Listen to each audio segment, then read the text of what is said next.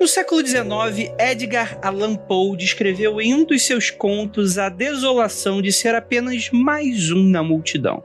Para Poe, havia algo de assustador nela, na multidão. Os homens estão distantes, apesar da proximidade. Contudo, a angústia não é um sentimento que surge apenas na presença de uma multidão, mas também na sua ausência. Vilarejos, passageiros de embarcações, aviões e ônibus. Ainda hoje, desaparecimentos envolvendo um número considerável de pessoas permanece sem resposta. E nesse mundo freak confidencial, a gente juntou alguns relatos dos mais assustadores sobre uma multidão que sumiu para nunca mais voltar. E a gente vai falar mais sobre isso logo depois dos recadinhos e a gente já volta.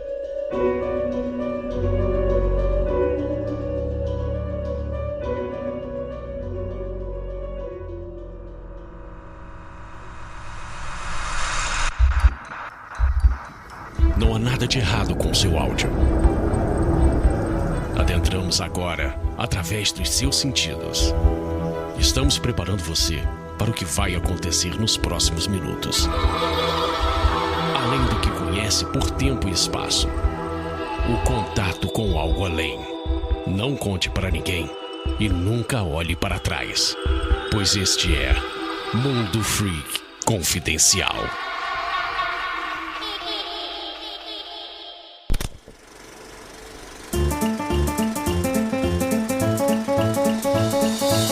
Chegamos aqui agora na área de recadinhos do Mundo Freak Confidencial. Prometo que vai ser bem rapidinho. E pra você, um grande agradecimento pra você que está aí escutando, dando apoio, dando RT, deixando comentário, ou apenas dando aquela sua audiência sigilosa aí pra gente, como alguém que está aí espionando a gente, por que não? Também lembrando a todos que esse podcast é exclusivo do Spotify. E como o Spotify é essa ferramenta maravilhosa para conectar artistas e você, a gente não tá falando do Spotify. A gente tá falando do seu Spotify. Isso mesmo, porque o Spotify, você deixa ele na sua cara. Inclusive, só apenas o seu é nessa configuração tão perfeitinha, com tantos podcasts maravilhosos e com músicas que apenas você escuta. Claro, mais pessoas escutam aquelas músicas, mas não nessa configuração que você está usando neste exato momento. Ele é o teu Spotify. E é por isso também que somos tão gratos a ele por nos ajudar a manter toda essa bagaça toda funcionando. E para você que curte o nosso projeto, não apenas o Mundo Freak Confidencial, que é exclusivo do Spotify, mas também curte os nossos outros projetos independentes, a gente tem lá o apoia.se/confidencial. E com um mínimo de R$5, aquele cafezinho no mês, você já ajuda a gente pra caramba. Então,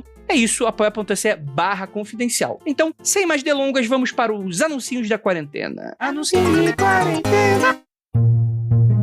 Para você que quer anunciar os seus serviços, o seu trabalho, você que é um micro e tá aí sofrendo bastante na pandemia, acesse o formulário no post desse episódio e divulgue para a nossa rede de ouvintes.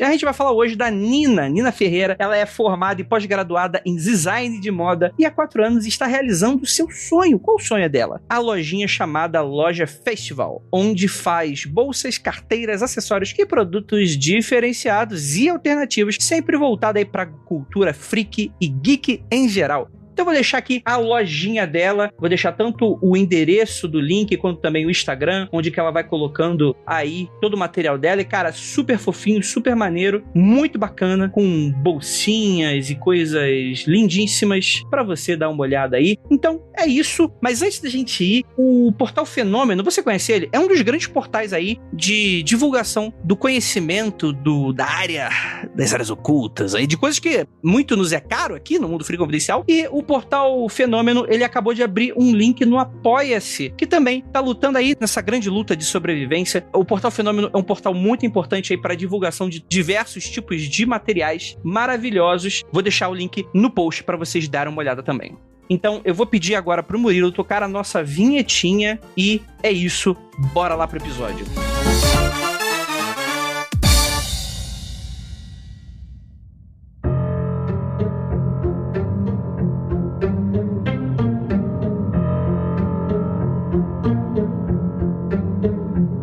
Longos dias e belas noites, queridos ouvintes. Está começando mais um Mundo Freak Confidencial. Infelizmente eu estou gravando aqui sozinho porque a minha equipe Mentira, tá aqui todo mundo. Eu sou Andrei Fernandes e hoje vamos falar sobre desaparecimentos em massa. Afinal de contas, onde foram parar essas pessoas? Foram demônios? Alienígenas? Ou criminalidade das regiões em que moravam?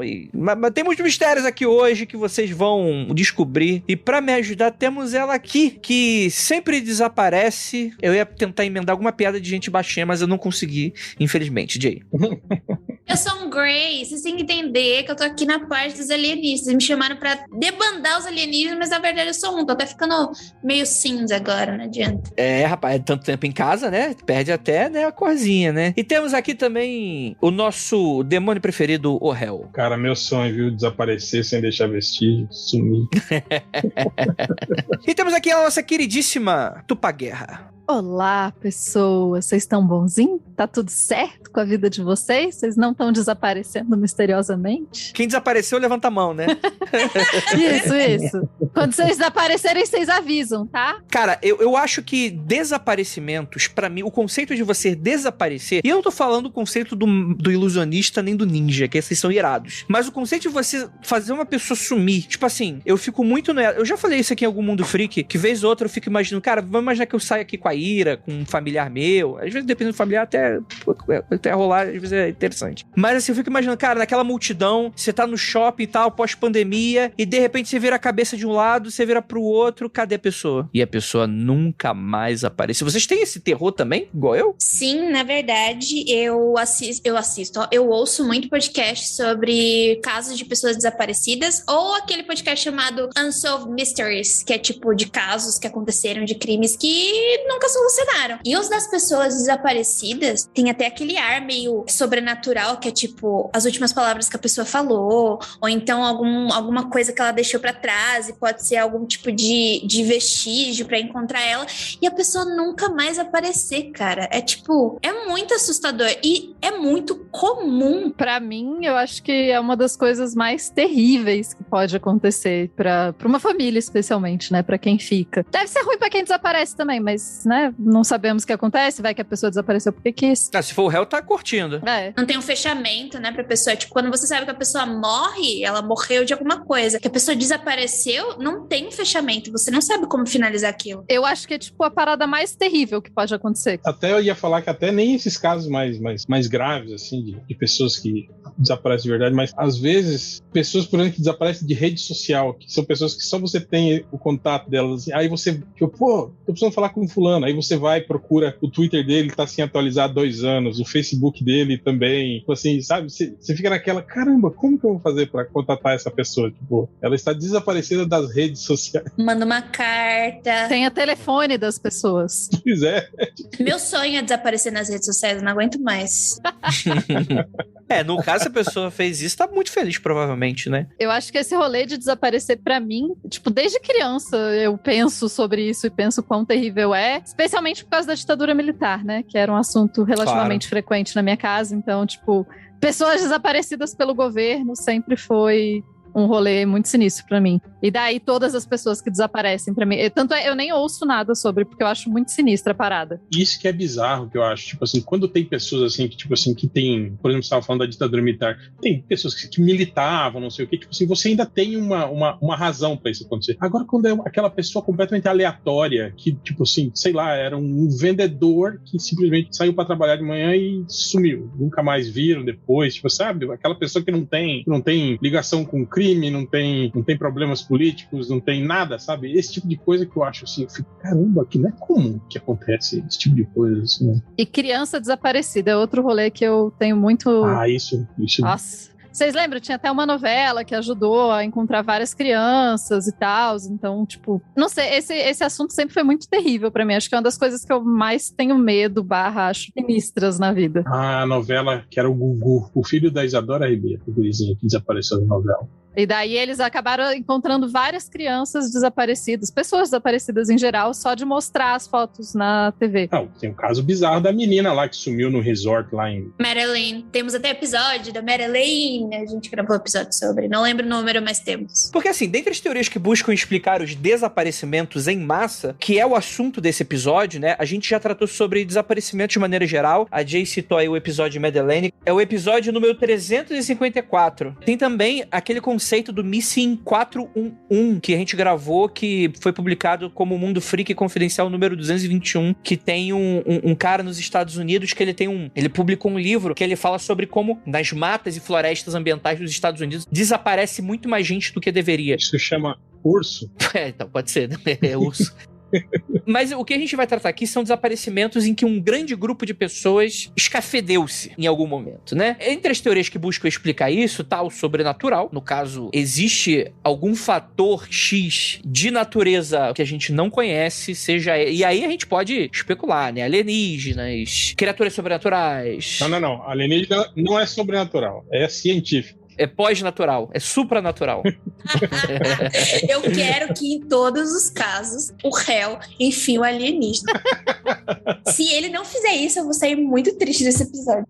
Olha aí, ó. Já preparar o lenço, o papel. Tem as explicações natural catastróficas, que no caso seria... Aconteceu algum acidente, algum terremoto, algum maremoto e tal, e acabou acidentando uma população local ou um grupo de pessoas, o que fez com que esse grupo de pessoas vão embora do lugar, ou simplesmente pereçam mesmo, né? E tem a humana criminal, né? Que você tem aí as questões de guerra, ou as questões da própria violência urbana que acontece, né? Ou violência rural que acaba desaparecendo com um grupo de pessoas, né? E é muito interessante que essa pauta, né, suscita a criação de muitas hipóteses e essa ausência de evidências que em alguns relatos impedem que haja uma explicação plausível para o sumiço. Tem uma coisa muito interessante que a gente precisa falar. Pro caso de um ouvinte, por exemplo, tá nessa situação de ter alguém próximo desaparecido, ficam recomendações da Defensoria Pública do Rio de Janeiro sobre o assunto, que é o seguinte: os familiares podem recorrer ainda às defensorias públicas estaduais quando necessitarem de assistência jurídica, pois é direito dos familiares acompanharem e serem informados sobre o andamento das investigações policiais. E é equivocada a crença que se deve esperar entre 24 a 72 horas para comunicar o desaparecimento à polícia. A pessoa sumiu, tem alguma coisa errada? Você já entra em contato, que isso é o recomendado aí para você, né? A comunicação deve ser feita imediatamente, então logo se perceba que a pessoa está sumida ou incomunicável. Beleza, gente? Então é isso aí. Fica aí o alerta aí pra vocês e bora pra parte doida do episódio.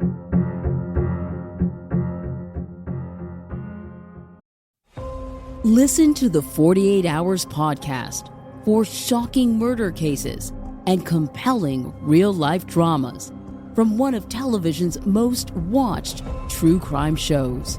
Go behind the scenes of each episode with award-winning CBS News correspondents and producers in Postmortem, a weekly deep dive.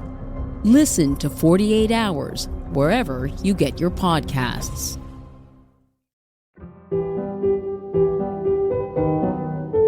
A gente começa aqui com um caso que a gente já falou 1 milhão de vezes aqui no Mundo Freak Confidencial, mas eu adoro esse caso, que é a colônia de Roanoke. Eu peguei um certo rancinho, porque tem uma temporada do American Horror Story, né? Nem vi, nem assisti. Sim. Mas já fiquei assim, não quero saber. Não quero, perdeu a graça pra mim. Porque American Horror Story eu não gosto. Mas eu gosto do caso. O caso é bacana, O que acontece é que uma colônia estabelecida em 1587 pela coroa inglesa, lá nos Estados Unidos, foi colocada ali numa ilha da América do Norte, nos Estados Unidos, como eu falei. Seu colonizador é o John White. Só que o que acontece? Ele foi lá, colonizou, fez o assentamento pro pessoal. Ele decide retornar à Inglaterra para buscar mais suprimento para essa pequena vila. Só que o que acontece? Lembrando, 1587. Ele vai embora e ele volta. A previsão é que ele volte em 1588, no ano seguinte. Só que acabou sendo adiado e ele acabou só chegando 2 anos depois, por causa da guerra anglo-espanhola que estava acontecendo naquela época, né? E quando ele finalmente chega, ele se depara com uma colônia vazia. Não existe nenhum sinal dos seus habitantes. E a única pista é a palavra croatã, que é escrita em uma palidaça, né? Só que antes que ele pudesse investigar, ele acaba tendo que retornar para a Inglaterra. Paliçada.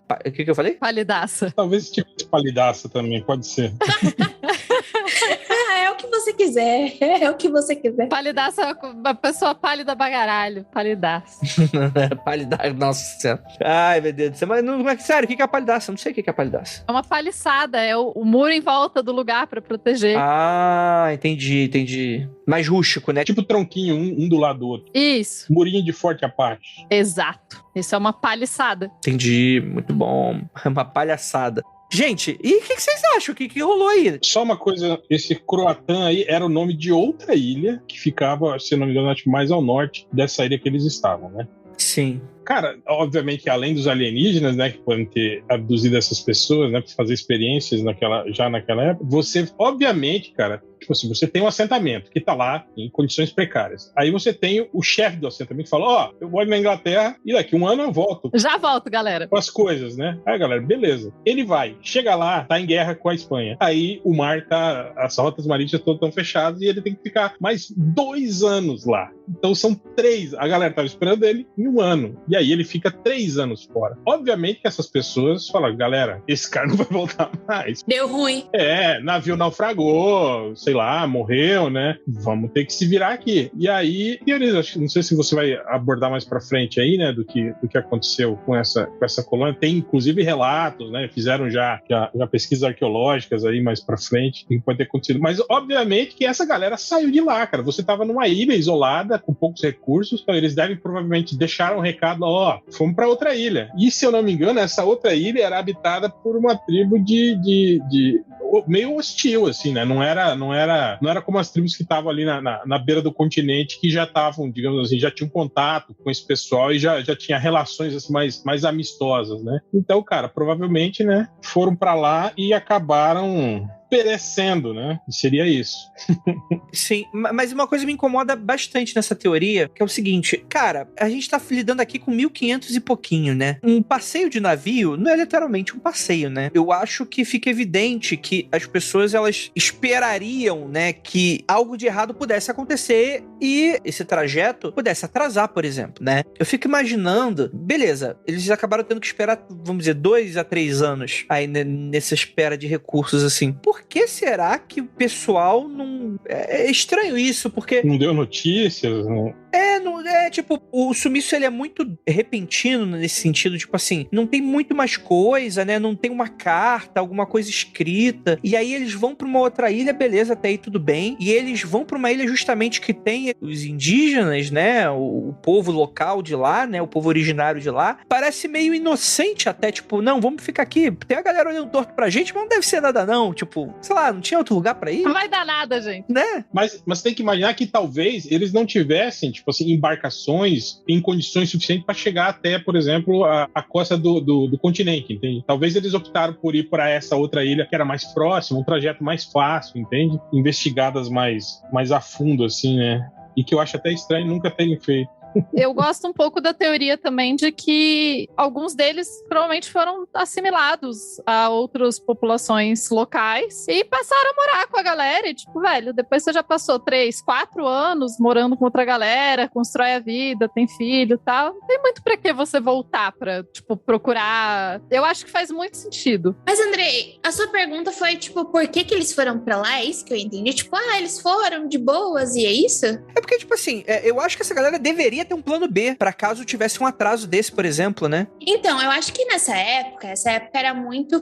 são os desbravadores, a gente tá indo pra descobrir, pra tipo, vamos olhar aquela terra, a gente não sabe o que tem, vai dar tudo certo. Eu acho que é John White o nome dele, né? Ele era dessas pessoas que gostava de fazer mapeamentos, que ia lá pra desbravar, e daí uma ruma de gente doida decidiu ir junto com ele pra ver qual era dessa tipo, desses desbravadores, entendeu? A gente tá falando de final de 1500. Mas veja bem, Jay, no Age of Empires, quando você tá com um grupo de colônias, pra onde você vai fazer o assentamento? Você vai fazer um do lado, se você estiver no Civilization, do lado do rio, onde tem recursos que você quer. No Age of Empires, você ficar do lado do ouro, da pedra e dos arbustinhos com frutinha. Sacou? Tipo, pra mim é muito doido a pessoa ir, tipo, ir pro meio do deserto do nada e esperar em 1500 que, tipo, não ocorra nenhum atraso, nenhuma questão, nenhum... E tipo, não, vamos ficar aqui, porque se o cara não voltar, a gente morre de fome. Me matar pra gente, tá tudo bem. Mas eu acho que não... Assim, boa parte parte das pessoas que vai tem algumas outras questões, né? Não é só muito porque eles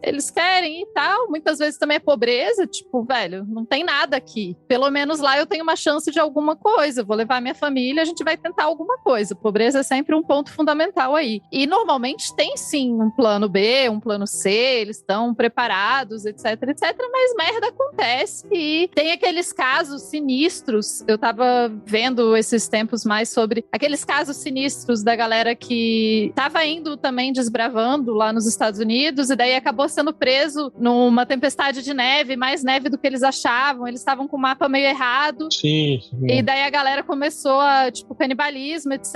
E tinha uns povos indígenas perto que eles olharam e falaram, cara, essa galera branca é muito doida. Eles estão, tipo, se matando e se comendo, deixa eles aí. Aí eles foram embora. Virou série também, né? Aquela série The Terror, né? É baseado nisso aí. Que foi os caras que tentaram a passagem ao norte lá e ficaram presos no gelo e tiveram que literalmente se comer. Mas o que a gente também tem que pensar, acho que a Tupá vai até lembrar disso, que a gente tá falando de América do Norte e eram colônias realmente de povoamento, não tinha muito essa coisa de colônia de exploração como era aqui. Então as pessoas que iam para lá não eram exatamente só aventureiros, assim, tinham pessoas que estavam com o ideal de ir mesmo, se estabelecer, de construir, entende? Então tinha uma outra mentalidade, assim, digamos, a colonização lá, né? E Andrei, tipo, isso de você falar sobre o plano B, provavelmente o fato deles saírem daí e irem para outro lugar era justamente o plano B, entende? Tá. Só que às vezes o plano B e o plano C não dá certo.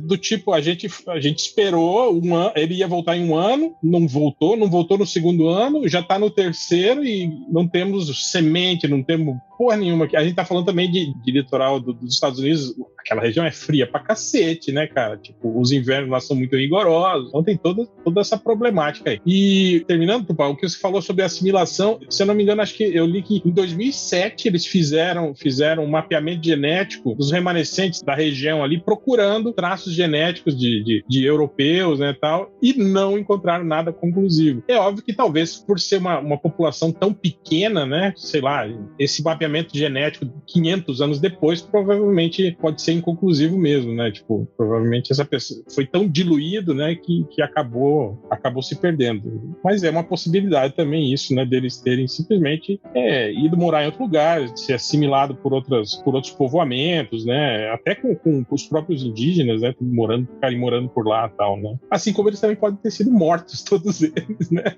e jogados lá ao léu, né, e por isso nunca foram encontrados. Não estão errados as populações originárias ao tentar expulsar os brancos malignos que estão aparecendo, né? Não, tudo só é certo isso aí. O final da história a gente já sabe como é que vai ser, né? Então tá certo. E eu acho que é um pouco isso, assim, acho que, tipo, eu acho que essa galera morreu, só que não morreu de fome ali, assim. Provavelmente, se foi morto por outra galera, eles fizeram alguma coisa com os corpos e é isso aí, assim. Eu acho esse mistério interessante, eu não acho ele muito misterioso, porque eu acho que é tipo, sei lá, gente, 1.500 pessoas morriam, e era um pouco isso. Mas as pessoas também morrem agora.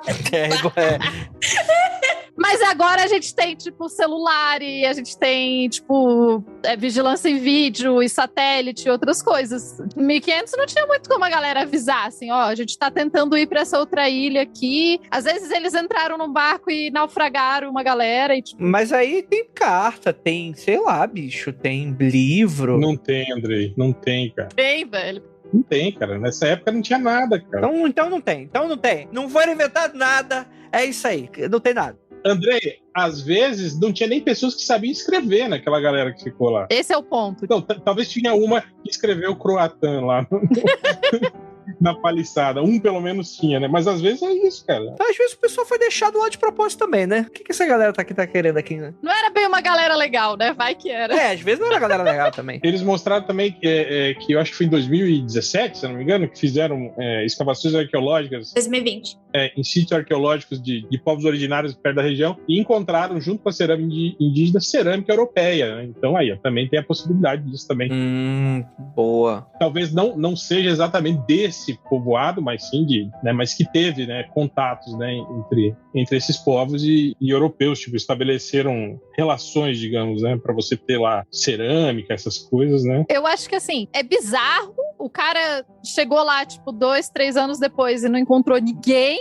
totalmente bizarro, concordo, mas pequenos povoados desaparecem, né? Assim, os vestígios arqueológicos, muitas vezes, de pequenos povoados não sobrevivem à história. Então, esses tempos mesmo, a galera eles conseguiram datar um povoado viking na América do Norte, né? De 1000 anos atrás, muito legal, por sinal. Sim, sim. Mas, tipo, por muito tempo, isso era uma hipótese que ninguém conseguia achar nenhum vestígio. Daí eles acharam, porque eles acharam madeira com vestígio de corte de metal e tal. Então, às vezes, daqui pra frente, quem sabe a gente acha alguma coisa. Eu espero que a gente ache, porque esses mistérios, eles ficam na cabeça, né? Você fica querendo saber os detalhes, pra onde eles foram, como eles foram.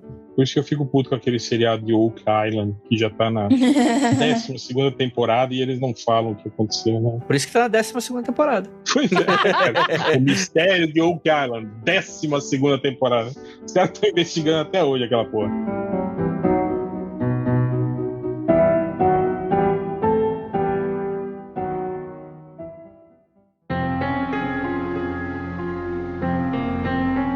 O próximo caso aconteceu da aldeia de Angicune. O que acontece? Estamos no Canadá, 1930. Não, estamos no Brasil 2021, você se fudeu. Mas no caso da história aqui, a gente tá no Canadá em 1930. Que é o seguinte, calma. Que aconteceu, meu Deus? O plot twist da história. Né, rapaz? Meu Deus. É isso aí, tô treinando plot twist.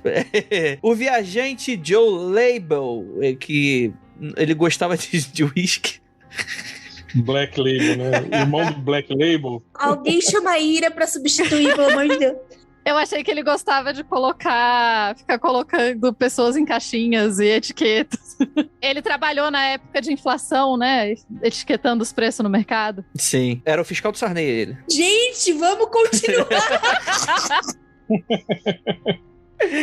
Vamos lá. Ele era um explorador no Canadá. E o que acontece? Ele gostava de explorar, era o rolê dele. Ele chegava e tentava descobrir novas terras, novas pessoas e tal. Ele tava voltando da cidade pra uma nova expedição quando ele vai se abrigar numa vila que costumava passar durante algumas das suas explorações ali naquela região. Que uma aldeia em Kivalik, com mais de 2.000 habitantes, havia simplesmente desaparecido. E é interessante porque, segundo os relatos desse explorador, foi a primeira vez que ele ficou tão assustado com o silêncio, ansiando para que fosse quebrado por algum outro ser humano. Ele ficou completamente desnorteado com aquela situação. E na época o caso foi reportado e se tornou um completo mistério. Principalmente porque, cara, diferente aqui de Roanoke, que a gente tinha 60 cabeças ali, sei lá quantas cabeças, dezenas de cabeças. Cara, aqui a gente tá falando de uma vila de 2.000 pessoas. E aí? Essa galera foi pra onde? Foi pra rave, não voltou mais? Foi comprar cigarro, não voltou mais? O que aconteceu? Cara, isso me lembra muito os relatos que tem das macrocidades na região amazônica, né? De quando os portugueses chegaram, que tinham cidades enormes na beira do rio Amazonas e tal. E isso não... Enfim, a gente não tem dinheiro pra pesquisa nenhuma, muito menos pra arqueologia, muito menos pra nada, né? Então a gente não tem pesquisas arqueológicas tanto nessa região e etc. Mas você tem relatos de cidades e a gente não tem, né? Ninguém tá sabendo muito disso. Enfim, provavelmente os povos originários sabem disso, a gente que não conversa de jeito também. Mas eu acho surreal, assim, porque o relato, ele não diz se ele encontrou vestígios ou não, né? Mas o fato dele passar sempre lá... Claro, tem a possibilidade de a pessoa se perdeu, foi pro lugar errado, mas eu acho pouco provável. Eu acho que ele, sei lá, eu não sei pra onde essa galera foi, não. Não, mas aí é que tá, né? Ele falou que ele dormiu por lá, né? Então ainda tinha-se os pertences do pessoal, né? E é interessante que, assim, a gente tá falando sobre a aldeia de Angicune, né? Que seriam os Inuits, lá bem pro norte do Canadá, pelo que eu entendi, né? E é interessante porque quando ele chega, ele começa a fazer algumas especulações, né? Porque a galera toda desapareceu. Não havia sinal de guerra. E umas coisas bizarras, assim, que tinha nessa aldeia, também eu não sei até que ponto isso é verídico ou com o tempo foi virando, né? Meio que um relato quase que sobrenatural, mas, por exemplo, em algumas casas ainda tinha brasa nos fogareiros, assim, né? Caraca. Uhum. Não levaram as armas, eles foram embora e os armamentos todos estavam nas casas, os casacos, entende? As roupas, assim, para você enfrentar a intempérie e tal, né? Mais pesado, estavam todas nas casas ainda, né? Então, tipo, cara, é realmente uma coisa sem precedente, sem explicação, assim, o que poderia ter acontecido. Muito doido, né? Esse relato do Joe Label, né, ele acabou reafirmando muito das lendas locais sobre supostas entidades vistas de longe observando aqueles que viajavam pelo frio ártico, né? O que dá um pouco dessa coisa da criptozoologia, apesar de que eu acho que um bicho comeu 2.000 pessoas é meio sinistro também, né? E não deixou nenhum vestígio. Mas é isso que eu falo, é meio bizarro, é meio como o lance da combustão espontânea, sabe? Que às vezes acontece uma pessoa que ficou sendo consumida por uma chama, uma pequena chama por 8 horas e aí encontra o corpo dela e acha que ela pegou fogo assim em 30 segundos, sabe? Então a gente também não sabe por quanto tempo essa comunidade ficou sem visita, entende? Então a gente não sabe exatamente se isso aconteceu assim em 2 dias, em 1 mês, em 3 meses, entende? Talvez, né? A Débora até pergunta, né, nosso ouvinte que tá aqui na live, qual foi a última vez que o cara ficou no vilarejo, né? É difícil saber, a gente não tem essa informação assim, mas como o cara era explorador, talvez ele nem ficasse por aquela região sempre, né? Às vezes poderia ser anos que a pessoa não voltava pra lá, né? Então fica realmente bem difícil de saber esse tipo de coisa, né? Também existiria um pouco dessa crença da existência de uma divindade maligna que os nativos não ousavam falar o nome. Aí fica mais tranquilo pra eu acreditar. Porque um bicho matou e comeu todo mundo, fica muito difícil. Mesmo com um bicho com muita fome. Ia sobrar alguma coisa, um pedaço, uma mão. Pois é, eu fico pensando se não sobrou um sanguinho, nada, né? Tipo... Mas uma divindade maligna faz sentido. Abre um buraco no chão, puxa todo mundo pra dentro e acabou. É isso. Faz todo sentido. Pode ser. E tem o lance dos relatos, né, cara? Das comunidades vizinhas que falaram que viram luzes, viram pessoas sendo sugadas pro céu, se desfazendo. Então, obviamente, foram os alienígenas, né? Mas esses relatos são reais? Você conseguiu pegar aí do que é aqui na pauta? Não tá isso aqui, não. Cara, se tá na internet é real, né? É isso que eu falo, cara. Esse problema, o problema que a gente tem desse tipo de coisa é que, cara, anos 30, aí cai em tabloide sensacionalista, né? Essas coisas. Aí fudeu, né, cara? A gente não tem certeza de nada, na verdade, né? Ele não sabe nem o nosso nome. Aliás, seria uma boa, hein, cara, conseguir fazer um programa assim, em vez do History Channel ficar botando essas porra de alienígenas do passado, fazer um programa desse, né, de checagem, por exemplo, né? Vai lá, procura documentação, o que realmente aconteceu nessa porra toda, né? Já pensou um programa de história no History Channel? Seria revolucionário. Não fala isso, o History Channel, anuncia com a gente. A gente fala que é alienígena. A gente fala que é alienígena e a gente fala que é a gente tentando trocar coisa no antiquário. O que mais tem no programa do History mesmo? Acho que é só isso, né, que tem no History. Tem o programa de achar coisa velha também. Esse era bom, eu gostava de assistir esse. Ah, porra, isso aí, bicho. A gente faz uma pauta de achar coisa velha de alienígena sendo trocada em antiquário, inclusive. No antiquário. Até já tem uns antiquários pra gente ir. Inclusive, esse desaparecendo dessa aldeia aí, ao norte, aí virou plot pra aquela HQ, né? Do Steve Niles, né? Do 30 Dias de Noite. Ah, não sabia que era inspirado. O filme é muito bom. Que virou filme também depois, né? Que ele parte do pressuposto que os vampiros, né? Falam, porra, tem uma região do país em que fica 30 dias sem o sol aparecer, né? E aí é genial. É a rave, né, dos vampiros, né? Eles vão pra lá e comem a cidade inteira, né? 100% sabá, na minha opinião, esse filme, que os vampiros muito doidos, tipo, foda-se se alguém tá me vendo, foi só se divertir aqui, passar 30 dias comendo. E faz todo sentido, inclusive eu fiquei impressionada que não tem mais histórias de vampiros assim, né? Porque, galera, você fica de noite o tempo todo lá. Não sei se vampiro não gosta de frio. Vai que vampiro não gosta de frio. Isso aí. Mas, cara, fica aí essa menção aí, porque, de fato, temos aí um mistério bastante misterioso. Fora os alienígenas, fica aqui. Faz todo sentido biológico. Né, que eu achei que o André ia falar, fica aí a dica pro History Channel mudar, fazer outros tipos de coisa. Ideias novas que podem dar muita audiência. Não, o que eu falei, o que é bizarro, tipo assim, que o lance da gente ter aqueles indícios de que as coisas, os pertences das pessoas que moravam lá ainda estavam nas casas, né, tal, e não tinha indício nenhum de luta, de nada, né, de saque, nada. Cara, isso que deixa o negócio, tipo assim, obviamente você tem algo que levou essas pessoas a irem embora, né? Tipo, ó, galera, o negócio tá perigoso e, tipo assim, leva a crer que eles foram embora com pressa, né? Por não terem levado a arma e roupa para frio mais intenso, né, cara? Mas o que me deixa meio assim, com relação a isso que eu falo, é também o fato de você... Pô, em 1930 você já tinha jornais, já tinha, né, tipo, se essas pessoas eram conhecidas, a que distância ficavam os outros povoamentos, se eles foram para algum lugar, tipo assim, tinha que ter registro, entende? Nesses outros lugares da chegada dessas pessoas, né, esse tipo de coisa. Então é esse tipo de informação que eu sinto falta, assim, esse tipo de investigação que eu sinto falta nessas coisas, assim. Excelente, excelente.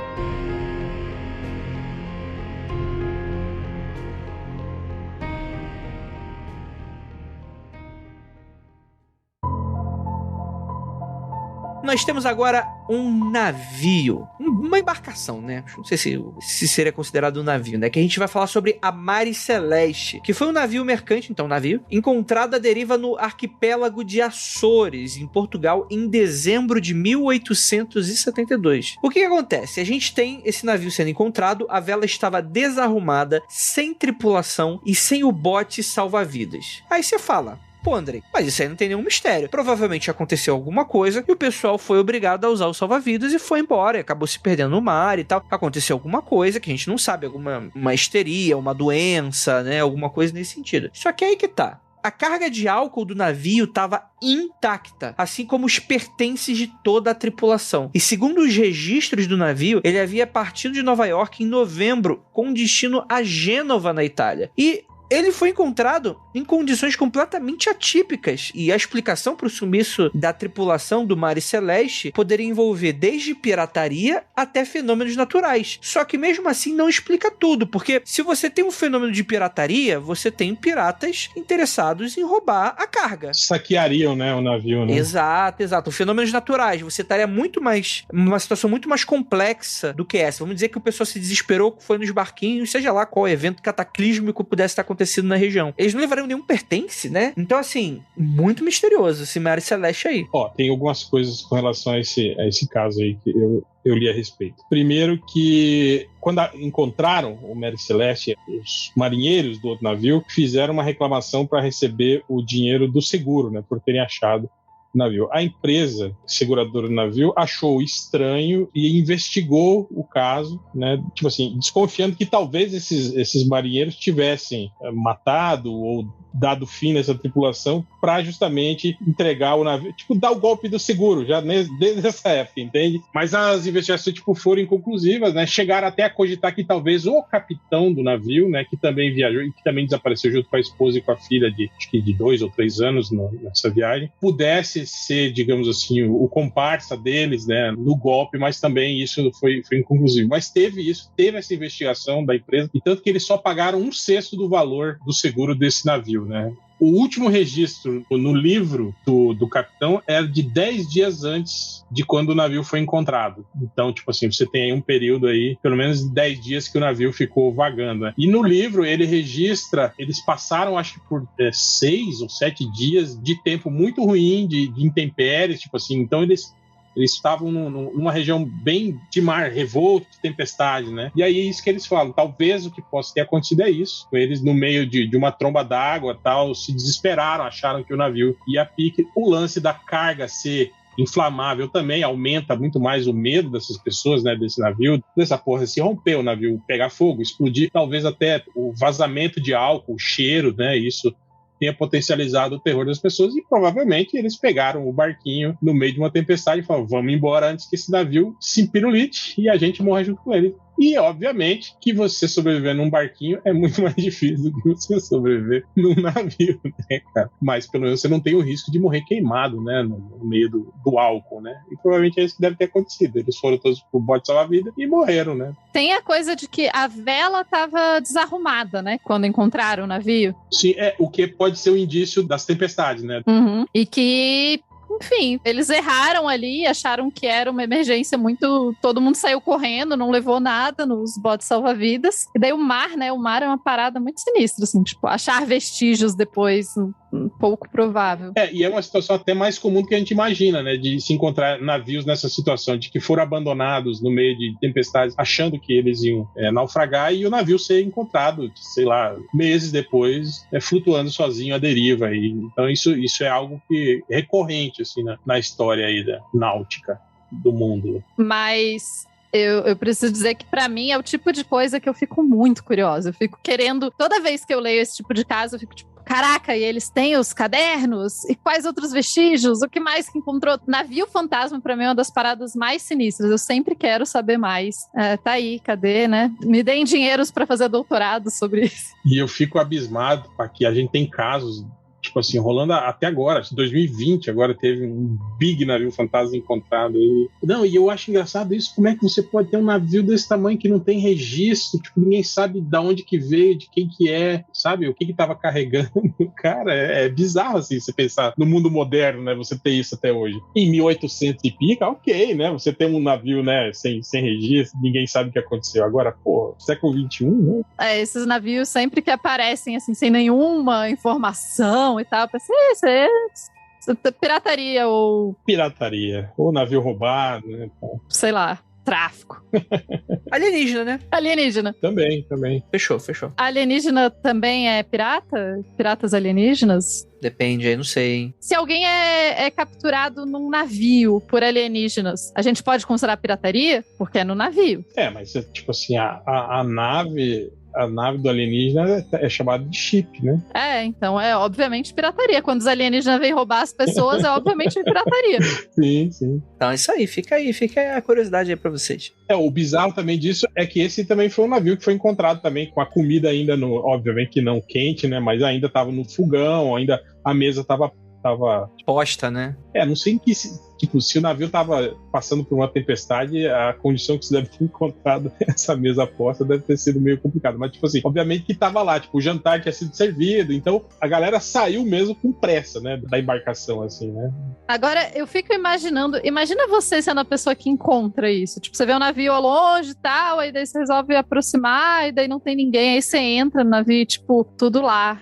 Os pratos em cima da mesa. Deve ser muito bizarro encontrar isso. Eu fico imaginando, eu acho que a pessoa nem se liga, viu? Eu acho que quando você passa por uma situação dessa, né, que você tem um barco à deriva, você vai ler, você se aproxima, você vê que não tem ninguém e fala, cara, tem um barco à deriva aqui. Você provavelmente vai ligar pras autoridades, as autoridades vão pegar, vão entrar no barco, ver, beleza, o que rolou? E aí, putz, tá, tem alguma coisa aqui estranha. Mas a pessoa leva. Eu acho que ela nem talvez pense muito nisso. Mas aí chegando em terra, aí fala, beleza, então o que aconteceu aqui? E aí faz a investigação. Porque eu fico imaginando, porque... não sei. Não é o tipo de coisa que talvez eu me interessaria se eu fosse um resgatador de navio. Sei lá, tipo, a mesa tá posta? E agora, gente? Temos um mistério aqui. Acho que deve ser um trabalho tão normal pra quem trabalha com isso. Não sei, tipo... talvez passe a desapercebido. Mas eu também não sei o que eu tô falando, como sempre. É tipo a pessoa, tipo, porra, terça-feira. Porra, mais um navio, caralho, bicho. Velho, tava querendo sair mais cedo hoje. Coreia do Norte tá foda, bicho. Outro navio aqui, caralho. Fudeu. Isso é terça-feira, cara. Eu acho que eles devem analisar, principalmente se foi levado, por exemplo, provisões no barco, entende? Isso aí é aquilo que a gente fala. É indício de que eles se prepararam, perceberam que algo estava errado, se prepararam e saíram do barco, né? Agora, tipo assim, se isso tudo ficou no barco, já indica que eles saíram com uma certa pressa, né? Tipo, que o problema foi mais urgente, né? Eu acho que tem um pouco desse lance aí das análises, né, tal. Mas eu ainda acho que pra galera que trabalha resgatando o navio, deve ser, tipo, chama as autoridades, e das autoridades chega e não tem ninguém, deve ser muito esquisito. Sabe o que eu lembrei? Eu lembrei daquele avião que caiu na floresta amazônica, que colidiu com o Legacy e caiu no... Teve um que, tipo, até invadiu, tipo, terras indígenas e a galera não sabia direito o que estava acontecendo e ficou, tipo, destroços lá. A história é bem tensa. O avião da Gol, que você tá falando é o avião da Gol. Não, isso que eu tava falando, tipo assim, esse material que tava no avião, tipo, celulares que foram encontrados, tipo, uma semana depois, celulares e documentação das pessoas que morreram nesse acidente,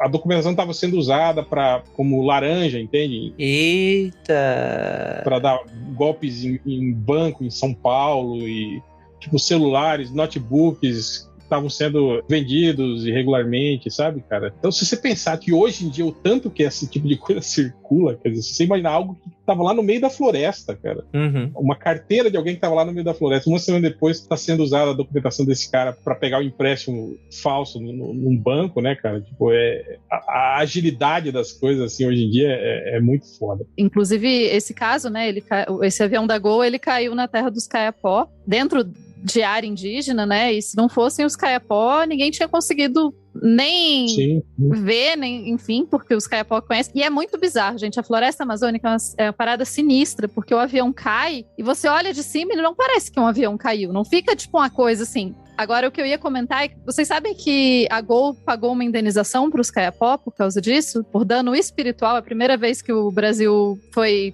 feito uma questão de dano espiritual, porque a Gol não tem como tirar os destroços do avião, nem parte dos corpos e etc. E isso basicamente inviabilizou 20 quilômetros da Terra Kayapó, porque daí tem toda a questão espiritual deles. Tipo, eles tiveram que mudar uma aldeia de lá, uma aldeia que ficou dentro do território que é considerado agora um mundo de mortos, não é para as pessoas ficarem andando lá, virou um território sagrado. E daí a Gol tá pagando uma indenização para eles, justamente porque eles perderam 1/6 da terra deles, basicamente, com esse rolê da queda do avião. O que é muito sinistro. Eu sei que, desculpa o assunto, mas é porque quando eu soube desse processo, eu fiquei muito impressionada e achei bom que pagaram, né, uma indenização sobre isso. A história é triste de 2 lados, né? Do lado de ter caído no povo indígena e você vai perder muita gente ali naquele avião, né? Então, imagina, é como se fosse um alienígena caindo do céu, literalmente, você não sabe o que tá acontecendo. Agora, vocês sabem, né, que, tipo, destroços de avião na floresta amazônica é uma parada que tem muito, né? Ainda mais esses aviões de droga que caem, eles não estão, né, não estão registrados, não estão nada, porque é um avião de drogas. E daí eles caem e somem, ninguém nunca mais viu, assim. Então, tipo, eu conheço um dentista, por exemplo, que trabalhava numa área, tinha várias fotos de destroços de aviões aleatórios na floresta, assim, tem muito. Eu tenho um amigo que trabalha com aviação civil aqui, com pulverização de lavoura, essas coisas, né? Ele falou, cara, todos os dias cai avião aqui no norte do Mato Grosso e floresta amazônica, só que, tipo assim, são pequenos aviões ou voo que não tá registrado, né? Mas ele falou que todo dia você pode contar que vai ter um tec-tec caindo por lá. Andar na floresta, você encontra muito destroço e esqueleto por aí. Parece Jacarepaguá, né? Só destroço e esqueleto, é isso aí.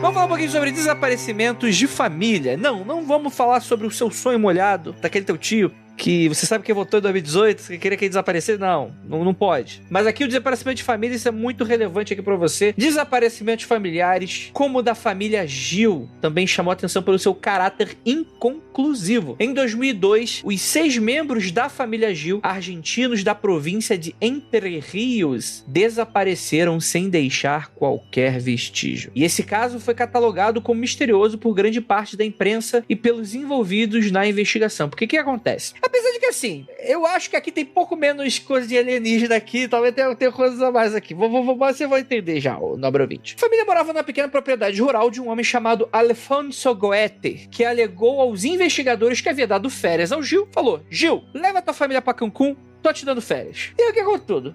O Gil deixou tudo pra trás, todos os seus pertences pra trás e foi viajar. Aí fica meio estranho, né? Todas as 6 pessoas desapareceram e a última vez que eles foram vistos, né, foi um velório de um conhecido, né, onde que, segundo testemunhas, eles teriam sido vistos aí. O Goethe, né, o fazendeiro, notou a ausência do Gil apenas 3 meses depois do desaparecimento e, segundo relatos de pessoas próximas do Gil, apurou-se que o relacionamento entre patrão e empregado não era boa. Então, algumas suspeitas caíram pro fazendeiro Alfonso Goethe, que eu não sei se é justo, gente, será? Bom, vamos lá, gente. Um fazendeiro tão bonzinho, dando férias pro Gil e pra família Gil e toda a família. Pô, o cara é muito bonzinho, o cara nunca faria nada com a família Gil, né? Não, detalhe, ele dá férias e só percebe que o cara não voltou das férias 3 meses depois. Tipo assim, aquele meu funcionário que eu dei férias, o que será? O que será que ele está... Se a Jay sair uma semana, eu já fechei a empresa. Acabou, não tem mais. Tinha um funcionário aqui, cadê? Eu fico pensando que eu só não desapareço de fato porque agora eu trabalho muito. Porque senão meus cachorros iam me comer, ninguém lembra que eu existo, gente. Já era, desaparecimento em massa aí. O cachorro te ama só até o momento que você morre, né? E ele não tem mais nada pra comer. E não dá mais comida, é óbvio. Mas, cara, eu achei muito interessante um detalhe muito curioso dessa história, que é o seguinte, né? Quando os familiares do Gil foram procurar pela família Gil nas propriedades do fazendeiro Goethe, encontraram restos de colchões parcialmente queimados com manchas de sangue. E o fazendeiro falou que resolveu queimar os queixões justamente por terem manchas de sangue, assim, estavam imprestáveis, né? Então, tadinho do fazendeiro Goethe, né? Pô, não podia mais usar porque tava manchadinho. De sangue. Não podia mais reutilizar. E, porra, o cara ficou numa situação, putz, eu vou ter que aqui dar o fim, né? Esses colchões aqui. E essa família sujava todos os colchões de sangue, né? Exatamente, cara. E olha, Goethe morreu 14 anos depois, vítima de um acidente de carro, e nunca foram achado provas que incriminasse ele, né? Cara, é isso que eu achei engraçado. Tipo, tinha colchões com sangue na propriedade. Tipo, não, nunca encontramos nada que incriminasse o nobre senhor Goethe. É mistério. Muito misterioso. Sabe o que essa história me lembra? Me lembra uma história chamada The Red Barn Murder. Eu não sei em português, porque eu não ouvi essa história em português. Mas é de uma moça chamada Maria, que ela teve um relacionamento com um cara, acabou tendo um filho, só que esse cara era muito rico e ela era muito pobre. E daí o cara meio que não queria assumir o filho dela. Daí acabou que ela teve um aborto, ela não teve esse filho, e o cara não queria mais saber nada com ela. Só que daí o irmão se compadeceu um pouco da moça e acabaram tendo também um relacionamento. Nesse meio tempo, ela ficou grávida de novo. Então, pra não arranjar suspeitas, o que ele fez? Ele falou assim, eu vou te mandar pra um lugar longe, mas eu vou casar com você, tá? Vai dar tudo certo, vai ser só o tempo de você ter esse filho, acertar as coisas aqui, etc. Daí, mandou ela pra longe. E daí a família da Maria ficou como é que a Maria tá? Como é que tá a viagem da Maria? Que não sei o que, eu sei o que. Enfim, passaram-se meses até que a madrasta da Maria teve um sonho de que a Maria estava morta no celeiro desse cara. E daí, quando falou pro pai da Maria ir lá, ele cavou e achou a Maria morta. Então, isso me lembra um pouquinho, tipo, antigamente as pessoas viajarem pra longe, não mandar cartas, sabe? Era uma coisa comum. As pessoas, tudo bem, já era. Tem história de vários serial killers, principalmente uma serial killer mulher, que ela matava as pessoas porque ele estava à procura de trabalho e as pessoas viajavam, né? Elas iam pra outros lugares pra, tipo, procura de outras coisas. Então, essa história me lembra um pouco, né? Essa tradição que antigamente se tinha de viajar pra outros lugares pra trabalhar, ou então, por exemplo, no caso da Maria, pra ela ter um filho que não era bem quisto ali na sociedade. A gente sempre comenta sobre isso. Eu não sei como é que é exatamente na Argentina, mas eu acho que eles são pessoas reservadas também, né? Essa coisa do argentino meio que querer ser o europeu da América do Sul, né? Mas a gente vê muito desse tipo de coisa que acontece e as pessoas não sabem, as pessoas que estão ao redor não viram, não sabem, porque eu acho que tem muito disso, né, cara? Isso no Brasil é muito difícil de acontecer. Cadê os vizinhos fofoqueiros? Exato, as pessoas aqui vão atrás, querem saber o que aconteceu. Tipo, lá na Alemanha, por exemplo, é comum o idoso morrer e ficar 3 vezes morto e ninguém, né, ligado. Tipo, não, ele é recluso.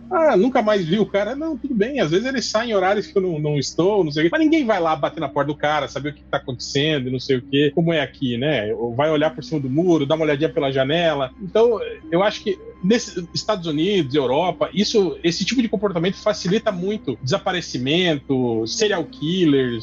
Total. Essas pessoas que, por exemplo, que sequestram pessoas e mantêm ela por anos em cativeiro, dentro de casa, né? Eu acho que tem muito disso, sabe? O comportamento da sociedade, assim. Você tá dizendo que a fofoca nos torna uma sociedade mais segura nesse aspecto específico, né? Porque seguro não é. Não é. Mas, tipo assim, fica mais difícil, né? Você fazer esse tipo de coisa. Porque lá nos Estados Unidos é bizarro, tipo, você vê uma pessoa que no meio de um bairro residencial mantém alguém por anos preso no porão. Conheço várias histórias dos Estados Unidos. Você pensar isso aqui no Brasil, teoricamente, é muito mais difícil, né, cara? Né? Os vizinhos não entram na sua casa, né?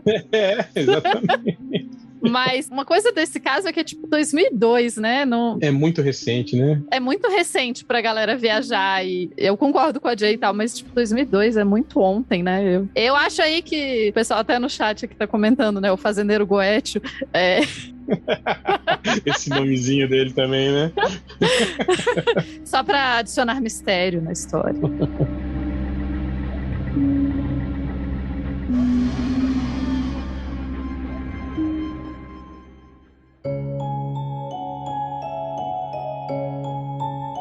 Temos os 43 estudantes de Iguala. Que esse aqui talvez possa ter uma resposta um pouco mundana, mas quem sabe são os alienígenas também, né? Vambora.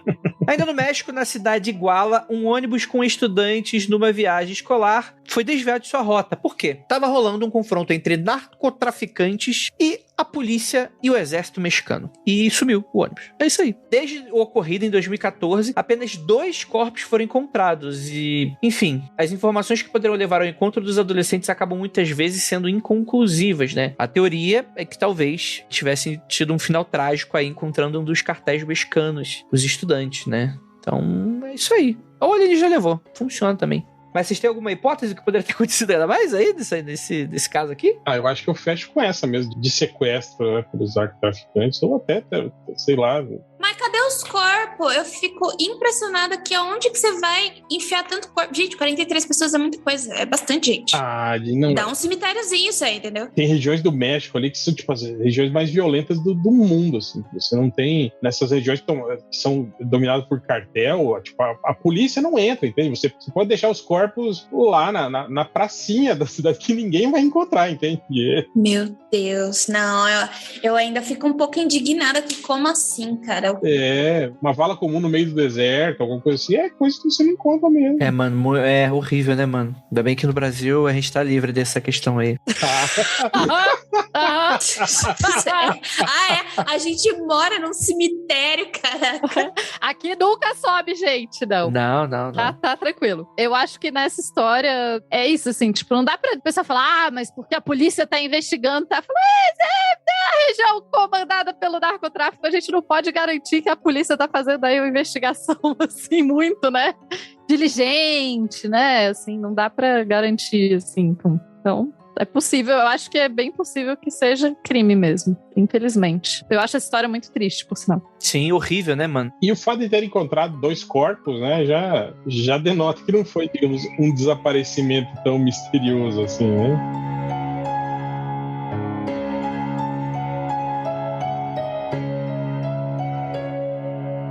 A gente tá falando em desaparecimentos em massa, mas a gente não tá falando das seitas que causam desaparecimentos em massas, né? Tem as seitas que a gente, acho que no MFC 178 ou no 127, que é os seitas que deram errado e depois seitas bizarras, que a gente fala de Jonestown, né? Que todo mundo se matou. É que o pessoal não desapareceu, né? O pessoal sabe muito bem que rolou lá, né? Mas suicídio em massa, a gente especula o que aconteceu. Por exemplo, o que eu tava, de repente, foi um caso, né? Foi o acaso. Eu tava ouvindo hoje um podcast sobre seitas supostamente satânicas que cometeram crimes. E daí tem uma seita lá, foi criada na França, que se chama Ordem do Templo Solar, que é uma sociedade secreta baseada no mito moderno da existência dos Cavaleiros Templários. E foi fundada ali em 84. Eles começaram a sumir. E o pessoal não sabia o que estava acontecendo. Quando foram investigar, as pessoas fizeram tipo uma espécie de santa ceia e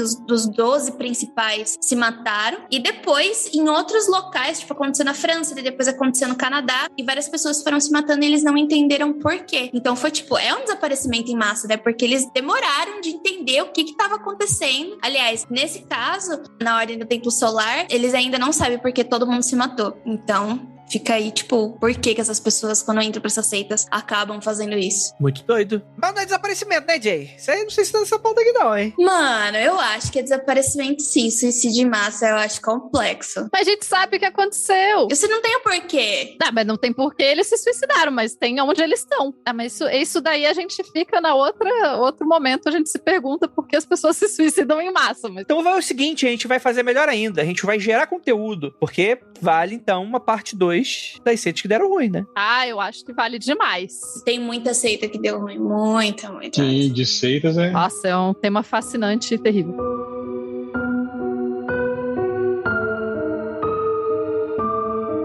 E chegamos aqui em mais um final de episódio. Gostaria muito de agradecer essa live maravilhosa, essa galera que tá aqui, a Súria, a Débora, a Fabiana, o William, o Yuri, todo mundo que tá aqui com a gente. E a você que chegou até o final desse episódio maravilhoso. Então, galera, dá a dica pra você, hein? Não olhe para trás, porque você vai ver um colchão ensanguentado.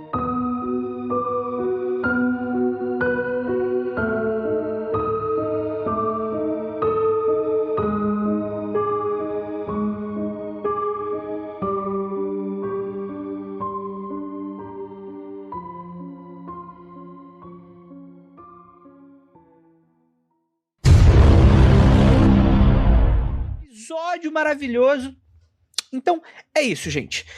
É isso. O que eu falo? Como é que encerra o episódio? Não olhem para trás. Não, então, galera, dá a dica pra você, hein? Não olhe para trás, porque você vai ver um colchão ensanguentado na fazenda do Senhor Goethe. Infelizmente, teve que se livrar dos colchões aí. Inclusive, em off aqui, tá, Murilo? Finalzinho da gravação.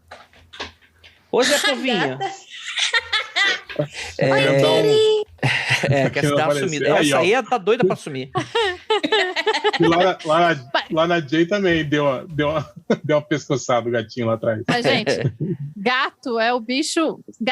Inclusive, tinha uma amiga da minha mãe que tinha uma teoria que gatos eram extraterrestres e eles desapareciam, tipo, porque gato é um bicho que desaparece com uma certa frequência, assim, né? Hoje em dia é menos comum porque as pessoas têm tela nas casas e tal, mas era muito comum a galera ter gatos faz parte que da morfologia do alienígena, né? Eles se morfologiam, eu esqueci as palavras, mas eles se transformam em pandeiro, gato. É muito doido, é um alienígena muito sacana. Aquele filme de ficção muito bom chamado Como Cães e Gatos explica isso. Não, mas sério agora, Murilo, porque isso aqui tá bem off. Mas no finalzinho, pra vocês que são apoiadores, no final, eu vou contar um em off do projeto. A Jay citou aí o episódio de Madeleine, com o episódio número... Não estou digitando, eu sei de cabeça. É o episódio número 354. E tem também o episódio do... Calma aí.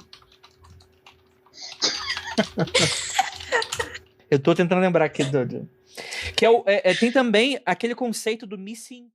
mundofreak.com.br